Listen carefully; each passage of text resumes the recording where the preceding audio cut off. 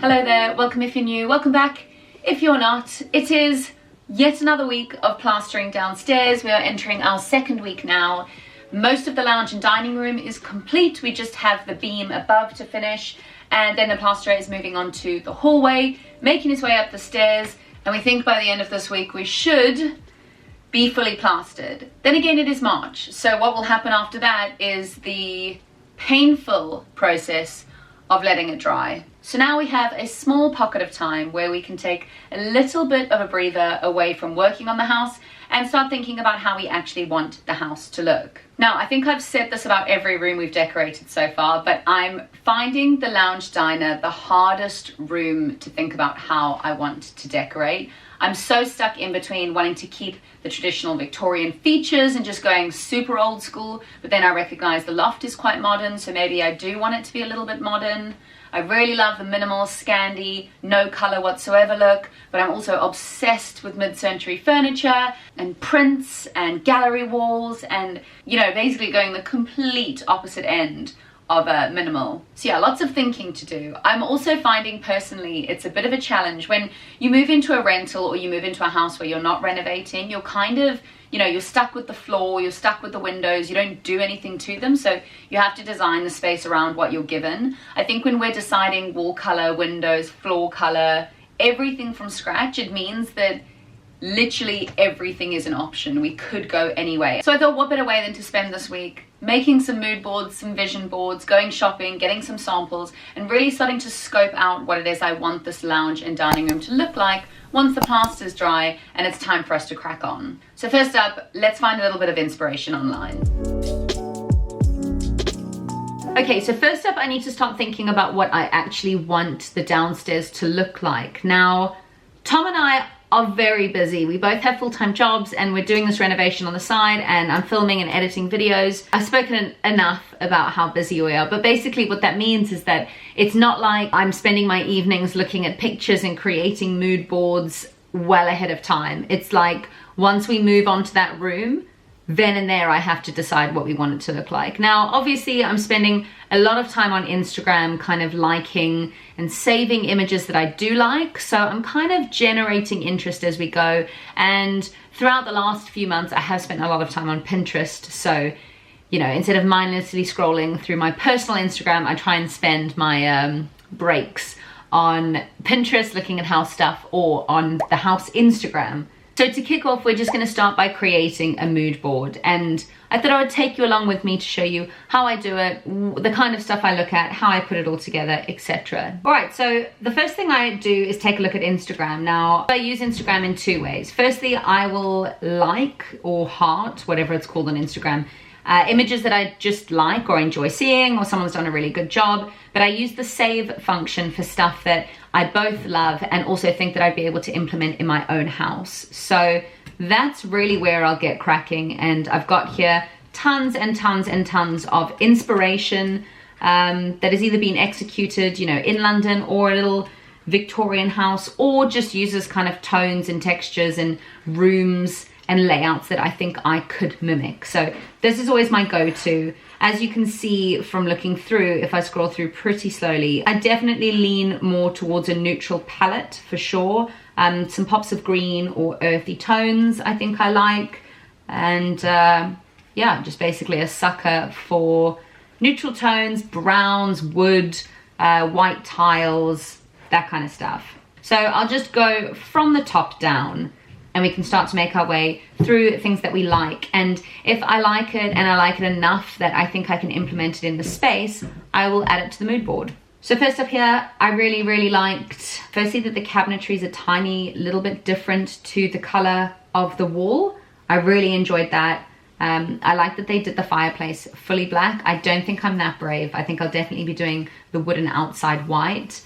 And I also like the idea that they've got a chair just in front of the cabinet, so it allows for more seating space, but it kind of creates a little bit of separation between the two rooms. I also like, we don't have this divide over here in our room, and I was thinking about putting shelves on the one side where we are able to put shelving, and then because this is open, I wouldn't want to put shelving that has no end. And in my head, I thought having shelving on one side and not the other would look really weird, but looking at this, I actually think we could get away with it. So I will screenshot this.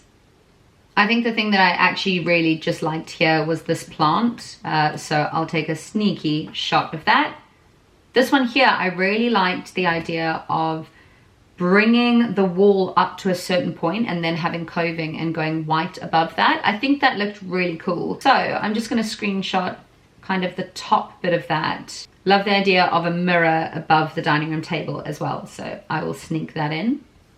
This one I loved. I love the idea of the paneling. I love the idea of potentially having more bespoke or just kind of different units than ones necessarily built in. Just basically love everything about this picture. And then I've done all of my saved. And so once I've gone through all of my saved for that specific room, I will pull them all in to where we've got so far. And I'll kind of have the baseline in terms of what other people have done. Now, I then moved to Pinterest. I won't lie, I find Pinterest to be not that helpful in the grand scheme of things. It's absolutely brilliant for inspiration and just being surrounded by beautiful, beautiful pictures. But people on Pinterest have much bigger budgets than me. I think Pinterest is a lot of, you know, customized units. It's a lot of high-end designer stuff, which our budget does not stretch. However, Instagram, I think, is a little bit more realistic. You find a lot more kind of high street brands on there. So Pinterest I look at from like a, you know, what could I DIY, or in my wildest dreams perspective. But I find Instagram a lot more easy to apply to an actual room. Just a quick disclaimer. Here I've got my living and dining room pin, and what I do love about Pinterest is that obviously the more you add, the more it can tailor itself to the styles that you lean towards, which I think is great. This one I really like just because of the pure simplicity of it. I was thinking if we did want to kind of take a step back and leave the room quite bare, it would definitely feel bigger. This for me is a little bit too plain, but I really do like full simplicity, but that parquet floor popping through. I thought that was quite cool too. What else? I did really like this color of these chairs. I was thinking I could potentially have, for the sofa, go super neutral, be super safe, but a little bit darker for the chairs, or one chair if I was to have it. So really like that. And then what I love about Pinterest is, as always, you can just find some ideas for the board. So it'll use common themes in the pictures you've already pinned, and it will offer more like that to you, which again, I think is great for detecting themes and stuff that you like. Then I have got my mood board. So what I'm then going to do is take a look at common themes and understand, all right, what is on my shopping list, or what is it that I actually want to buy or purchase or look into? And that is basically it. That's how I set up my mood board. So I'm going to do the exact same thing for the dining room, and I will talk you through those when they are ready. Okay, it has been probably about 2 seconds for you, but I've been here all night. So the dining room, again, continuing the theme of incredibly neutral with pops of black, shock. Taking a look here at the collection of pictures that I've liked. I've seen some common themes. It's statement lighting, so I know I want one big, cool, low-hanging light. I really like the look of a big plant next to the table, particularly this one over here. It's not very big, but I quite like the big leaves, so that slightly bigger, maybe a big monstera or something could be really cool. Black wishbone chairs, I've loved them since before we bought the house, so I know I'm gonna love them once we are ready to buy them for the dining room.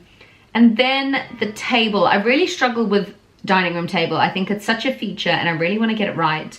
But I am very much leaning towards just a wooden dining room table with either a thick circular base in the middle, like this black one up top, or I quite like the chunky circle legs. I definitely am not leaning towards a classic rectangular dining room table, unless it's like this one that you can kind of see just very natural, huge, thick slabs of wood and big, thick legs. And then just in terms of some concerns or things I'm thinking about, we probably need to go for an extendable dining room table. We will be having a lot of friends round, a lot of dinner parties, but it's not a huge space. So we don't want this massive 8-seater there all the time. It's just not practical. We want probably a 4 to a 6-seater that could potentially extend to an 8, maybe 10 seater if they exist.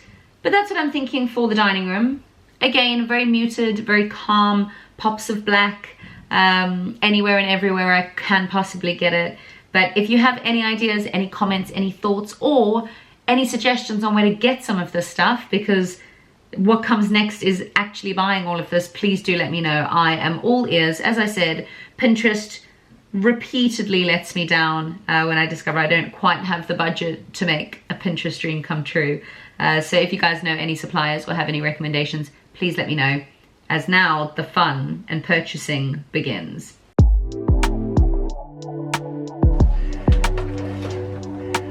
Okay, so we just got a very exciting delivery. We've got our lip samples for the downstairs. So I ordered these on Sunday. They're already here on Tuesday morning, first thing, which I'm super excited about. And I'm super excited to tell you guys that Lick has actually, or will be, gifting us all of the paint and supplies that we need to transform our living room and dining room, which, as I already said twice, I'm super excited about. To decide what samples we wanted, I actually did have a color consultation with the lovely Charlotte from Lick. She had a video call with me. We walked around the room. We discussed, you know, which windows were south-facing and north-facing. We discussed what my vision was for the room. We discussed the kind of styles that are throughout the rest of the house. We discussed whether I like color or not.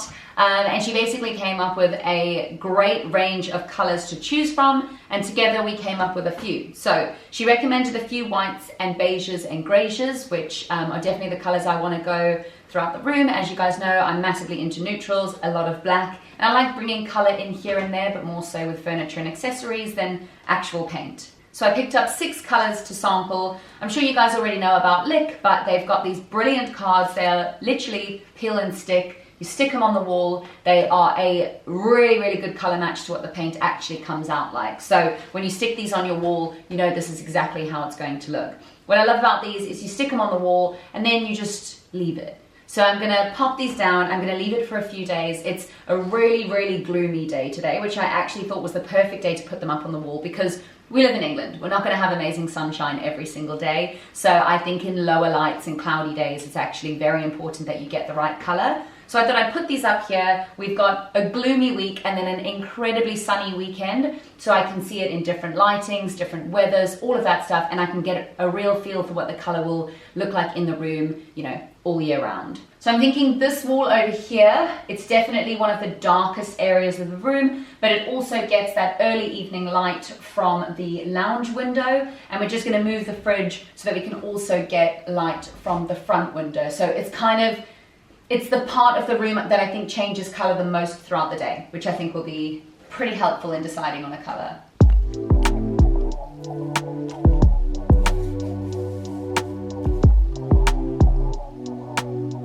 And then I have to admit, I did go a little bit crazy with a couple of darker colors.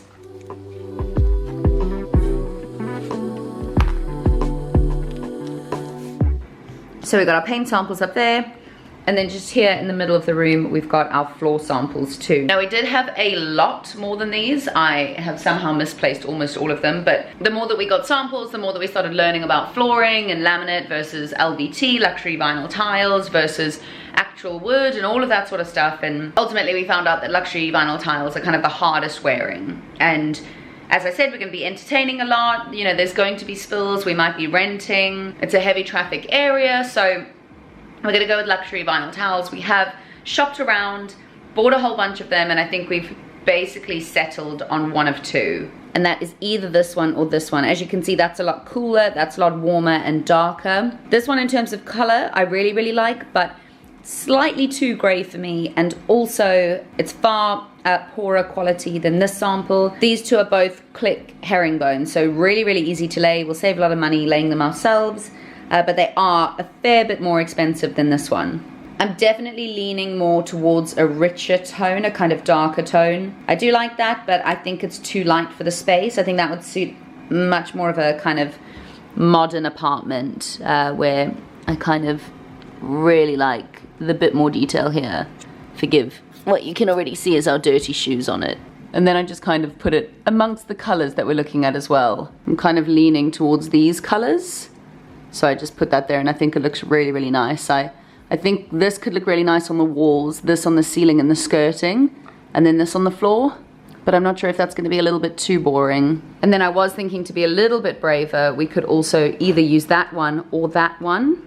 And then paint the chimney breast where our fireplace is going to go as a little bit of a feature. Anyway, lots of ideas right now. We are still deciding, and I know you probably should choose your furniture based on the colors in your room, but because we're starting everything from scratch, I feel like we can do a little bit of both. And so I think I'm going to do a little bit of shopping with our samples so that we can start to get an idea of what's going to pair well together. I think particularly for something like a dining room table, you need to be super conscious of the flooring you've got, because wood on wood can sometimes be a bit intense. So let me know in the comments below what you think about the palettes, the colors, which is your favorite floor, because I do need to get that ordered pretty swiftly. And I think now, let's go do some furniture shopping. Let the fun begin.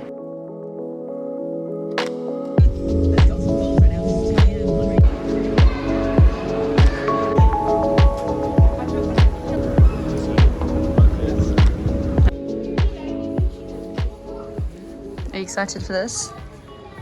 Buzzing. Yeah, I'm a bit scarred from house shopping, from years of going around with my family when I was a kid.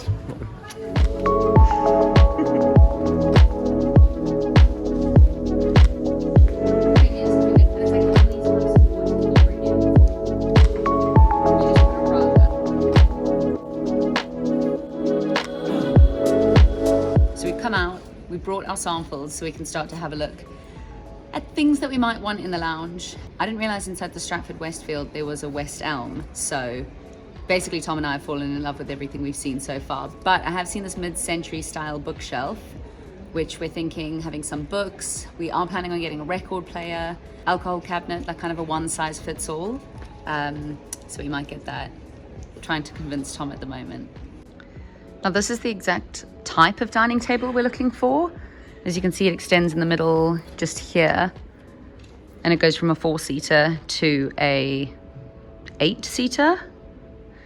The only problem is we're definitely more into the kind of mid-century woods than this. So I think if we've got this wood for our flooring and then some of that darker wood over there for the bookshelves and stuff, then having this wood again would be a little bit, I don't know, too many different tones. As well.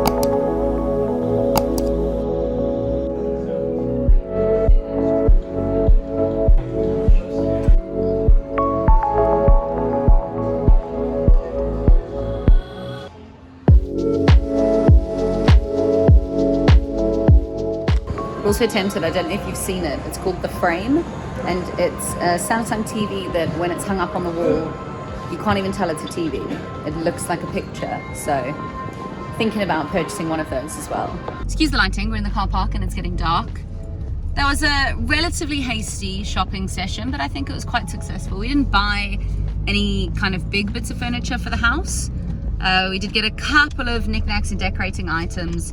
Primark Home at the moment's just got the best choice of household stuff, just like bowls and plates and decorations basically, and they look really nice, and obviously they're super affordable. But what we did get was a whole bunch of inspiration, so I think we're both super aligned on the fact that we are definitely leaning more towards a mid-century vibe than kind of lighter woods. I feel like a lot of the lighter wood items that I'm seeing look and feel a little bit cheap, or rather would look a lot better in a new build or an apartment. Whereas I think the mid-century is a really great way, when, you know, everything's going to be brand new, to bring a little bit of an older vibe to the property, which I think could be quite good. I find these little shopping sessions super helpful because even if we're not there to buy a whole lot, it is just quite literally getting inspiration. So we've got a whole bunch of ideas of things we want to do. We know how we want to style the couch, and we know the kind of woods that we want to sprinkle throughout the dining room and the living room, and that is super helpful.